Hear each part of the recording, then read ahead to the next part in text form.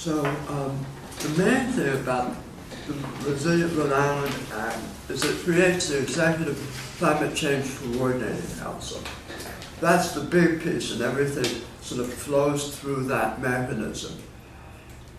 By codifying an executive order, it didn't change any other provisions of law, nor did it confer any specific powers on the EC4 to do its work. It said, here's the things we expect you to do, but it didn't say, and here's how we empower you to do those things. So it remained purely a coordinating council rather than a council with teeth. That's the first thing to recognize. The other thing is it didn't provide for resources to the council, and thus it had to be done with what I'll call a contributed effort, largely by DEM, and then to some extent by other agencies, significantly OER and the infrastructure bank. But contributed effort is good, but it's not something that gives a body much oomph. So it's done its work for 4 years, and the time is appropriate, coming up on its 5th anniversary, to say, what do we have? What's been accomplished by this? And sometimes, but not always, there's an internal assessment within government called oversight that asks that question, and sometimes it's up to the civic side to pose that. An example of that civic responsiveness to how things work would be Common Cause. Its whole mission was evaluating how things work. Well, the Civic Alliance said, we need to look at how well the EC4 has actually performed. And what we came to realize, has done some things quite well. It does convene all the state agencies, and that's good because they may not interact and be collegial otherwise, and that's positive because it creates networking among the agencies. It serves as a common platform to push things out to the public, and that's very good. And so that we have a much richer literature now than we did 4 years ago. However, when we look at the statute carefully, what we realize is that the EC4 only used portions of it, large portions, but not all of it. And some of the omissions, the things not utilized, are actually very significant. And what I'll describe as the underlying issue is the continuation of business as usual. The major report on the greenhouse gas emissions reduction plan of December 2016 says we can't continue with business as usual. In a way, the EC4 statute, the Resilient Rhode Island Act, said we can't continue with business as usual. However, what we really have going on is building up existing programs as though business as usual will get us there.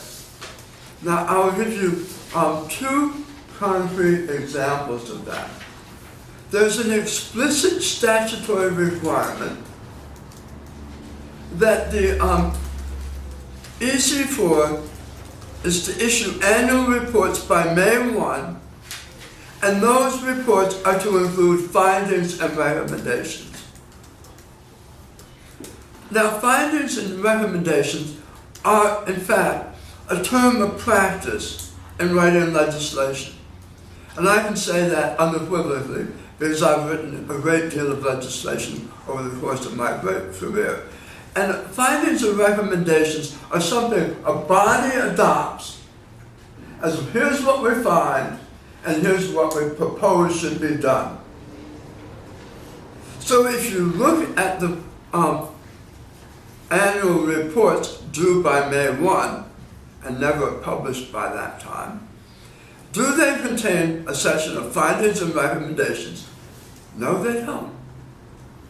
No, they don't. Now that's something, they had a lot of homework to do, they were doing a lot of stuff that was valuable, that gave us the rich literature. On the other hand, that thing that would be analytic and say, what do we find about how well things are working and what do we recommend about doing about it, that is relatively less well attended to.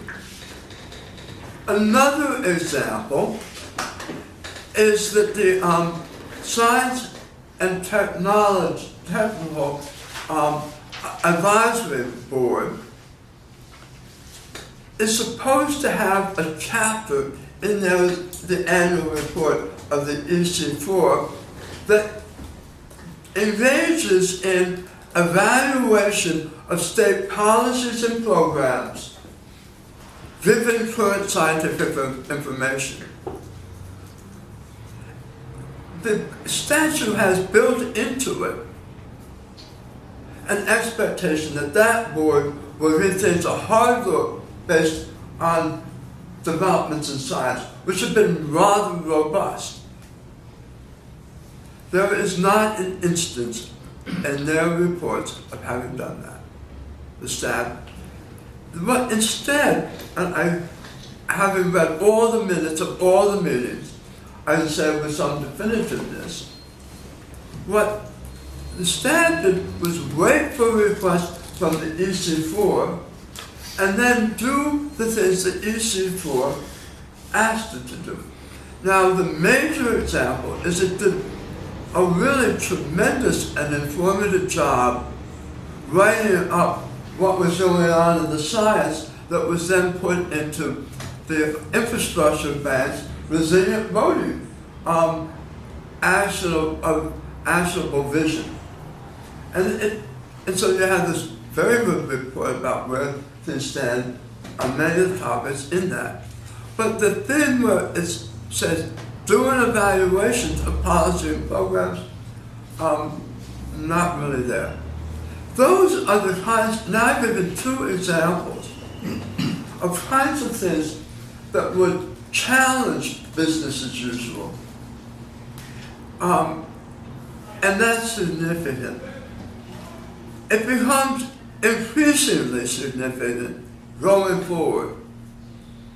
Why is that? Why is it more important going forward than it was previously? Very simply, things were pretty much to be close to the 2020 target of 10% reduction, either a little bit high or a little bit low, depending on how you count things, but more or less on target. And then it drops like this. The need for reductions increases, and we have to bring them way down. Business as usual keeps them up here. So that those functions that weren't so pressing but desirable at one point in time become an acute need now. That's one of the things that we really say needs to be thought about. Another thing that is become really an extraordinarily significant concern is how we count carbon emissions. That's crucial. And there are two basic ways to do it. And one is talk about carbon emissions that result from a lifestyle in a jurisdiction. A city, a town, a state, a nation. What's the carbon emissions of that associated with that lifestyle. And that's what I call consumption-based. The other way is how many emissions are produced within that jurisdiction in a year. And you can say that's generation or production-based. People use this production and generation, some use on one term, some use another, but that's the basic idea. Well, going back to when I was on Rhode, which I served on during the first year of the Chafee administration, I learned that Rhode Island was doing well when we looked at consumption of electricity in our state and how much emissions were generated from that, but not doing well, doing poorly compared to other registered states if we look at generation. And that's because we've added to generation capacity in the natural gas facilities in Burrville and elsewhere in the state. And so our numbers, unlike other registered states, actually went up in the generating sector while others went down. And that was because we were the location of new generating capacity. The report, the energy plan of that was adopted by the State Planning Council in October 2015 used generation as the basis for looking at emissions. This report here, Energy 2035? Yep, State Planning Council. This plan, the one adopted by the EC4, looks at consumption of electricity in Rhode Island and what emissions are associated with that. And picks out electrical consumption as the sole thing it uses for our consumption base. So the 2030, Energy 2035 doesn't show us quite making it. The 2016 report shows us making it. Now, that can all be figured out with how we actually do our accounting in 2020, at the end of 2020, which is appropriate. The challenge is, and I'll just use the two documents, this was adopted under the Administrative Procedures Act and has the force of law. But this was adopted by an informal council, not under the Administrative Procedures Act, and its legal standing is a question mark. So which is it? The one that has the force of law or the later one that is an informal, in a way, document? This is very significant, both because it tells us about this issue, but the bigger problem is that by only looking at consumption in Rhode Island, that's what this does not do, but what this does for the energy sector alone. But if you were to look at the entirety of consumption in Rhode Island, then we have to recognize that our lifestyle has a greater impact on the environment than the emissions that occur within Rhode Island. So that there is a good logic for consumption-based accounting that was partially embraced in this, that can be quite precise. And so it wasn't necessarily that this is wrong, it's just that you now have two documents that are very close in this time sequence and treat a crucial issue in a differential manner. So we've done that. We offered this assessment as a way to look constructively about what needs to be done going forward. That's what we wanted to see happen.